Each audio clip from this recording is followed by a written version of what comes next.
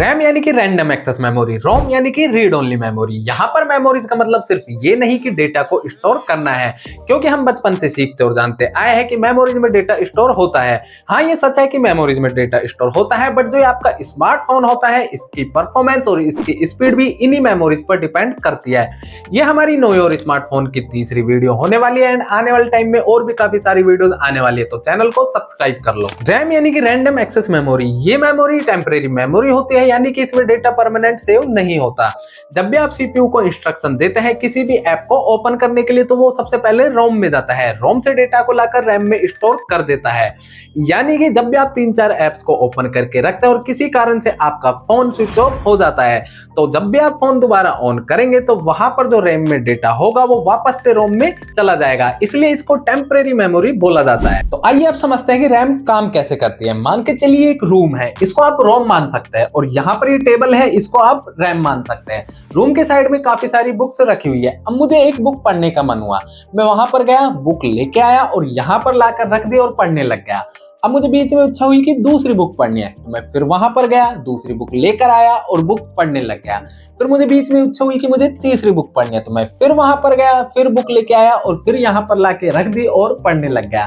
तो इसमें हुआ कि इसमें मेरा टाइम भी ज्यादा लगा और मेरी एनर्जी भी ज्यादा लगी। तो इस काम को इजी बनाने के लिए मैं क्या करूंगा, जो 5-6 बुक्स वहां पर रखी हुई है और जो भी मुझे पढ़नी होंगी मैं वो सारी बुक्स लाकर यहाँ पे रख दूंगा। अब मुझे जो बुक जब भी चाहिए होगी मैं यहाँ से उठाऊंगा और पढ़ने लग जाऊंगा। तो ये आपका रूम है, इसको आप मान सकते हैं कि आपकी रोम मेमोरी है, और जो ये टेबल है ये रैम मेमोरी है, और जो ये बुक्स रखी हुई है ये आपकी एप्स है, और मैं जो बुक्स पढ़ रहा हूं मैं प्रोसेसर का काम कर रहा हूं। तो बेसिकली जब भी आप सीपीयू को किसी भी ऐप को ओपन करने के लिए इंस्ट्रक्शन देते हैं तो वो रोम मेमोरी में जाता है, और रोम मेमोरी से लाकर रैम मेमोरी में स्टोर डेटा कर लिया जाता है, जिससे कि आपको जब भी जिस भी ऐप की जरूरत होगी वो रैम मेमोरी में होगी, और रैम मेमोरी काफी फास्ट होती है तो वो तुरंत डेटा का एक्सेस दे सकती है।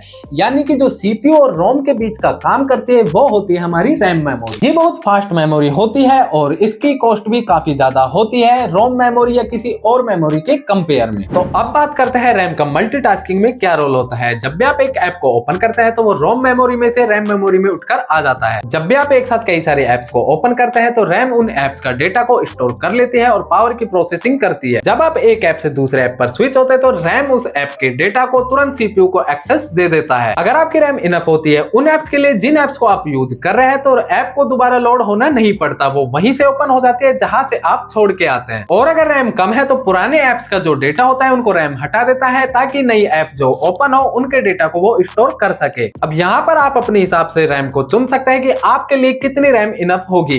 वैसे मिनिमम 8 GB तो होना ही चाहिए, क्योंकि अब ऐप्स का साइज भी काफी बड़ा हो गया है, तो 8 GB मिनिमम तो हर यूजर के लिए होनी ही चाहिए। रैम बेसिकली दो तरह की होती है, एस रैम यानी कि स्टैटिक रैम और डी रैम यानी कि dynamic RAM. S RAM D RAM के कंपेयर में काफी फास्ट होती है और काफी महंगी भी होती है। अगर आपने मेरी प्रोसेसर वाली वीडियो देखी होगी तो वहां पर हमने कैश मेमोरी की बात की थी।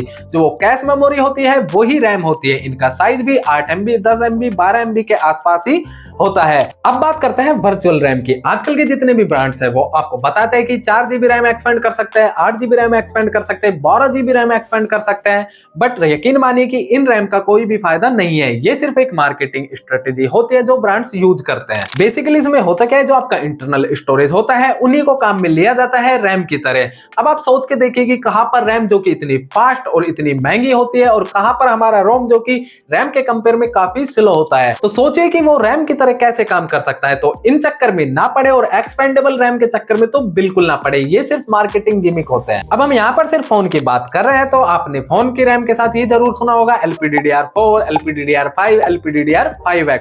तो बेसिकली यहाँ पर जो LPDDR होता है ये रैम की टाइप होती है, या फिर आप कह सकते हैं कि रैम की जनरेशन होती है।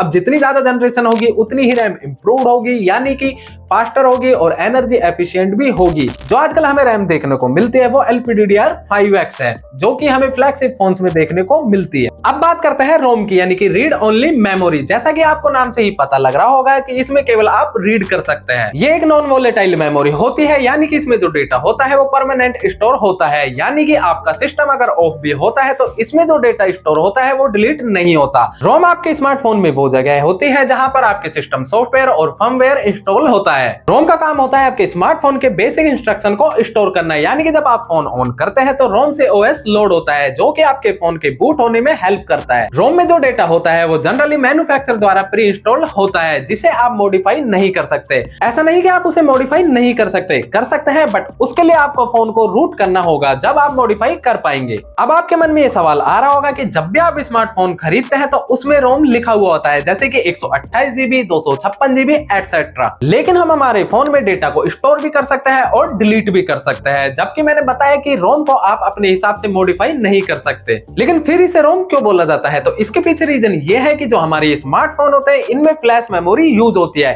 जो कि पेन ड्राइव, SD कार्ड में यूज होती है। ये सभी फ्लैश मेमोरीज होती है। जब भी फ्लैश मेमोरी में किसी सिस्टम या प्रोग्राम को फ्लैश किया जाता है, जो कि स्मार्टफोन के बूट होने के लिए जरूरी होता है और उसे डिलीट नहीं किया जा सकता, तो ऐसे में जो फ्लैश मेमोरी होती है उसे एज ए रोम कंसीडर कर लिया जाता है। इसी कारण से इंटरनल स्टोरेज को रोम बोला जाता है, जो कि गलत है। अब इसको एक एग्जांपल से समझते हैं। मान लो आपके फोन में 128 GB इंटरनल स्टोरेज है, उसमें से 10 GB as a ROM memory use कर लिया जाता है, जिसमें आपके सिस्टम से जुड़ी फाइल्स होंगी, सिस्टम सॉफ्टवेयर होगा, सिस्टम की एप्स होंगी, और जो बाकी 118 GB इंटरनल स्टोरेज बचा होगा उसको आप अपने पर्सनल यूज के लिए यूज कर सकते हैं। अब बात करते हैं UFS की, यानी कि यूनिवर्सल फ्लैश स्टोरेज। ये फ्लैश मेमोरी के ही टाइप होते हैं, या कह सकते हैं कि जनरेशन होती है। जैसे जैसे जनरेशन बढ़ती जाएगी स्टोरेज इंप्रूव होता जाएगा, यानी कि फास्टर होता जाएगा। जो अभी हमें लेटेस्ट स्टोरेज टाइप देखने को मिलता है वो 4.0 है, जो कि हमें फ्लैगशिप फोन्स में देखने को मिलते हैं। तो यही था आज के कॉन्सेप्ट में। आई होप आपको समझ आया होगा। अगर फिर भी कोई डाउट है तो नीचे कमेंट बॉक्स में पूछ सकते हैं, और अगर वीडियो पसंद आई तो वीडियो को लाइक करें, चैनल को सब्सक्राइब करें। मिलता है नेक्स्ट वीडियो में।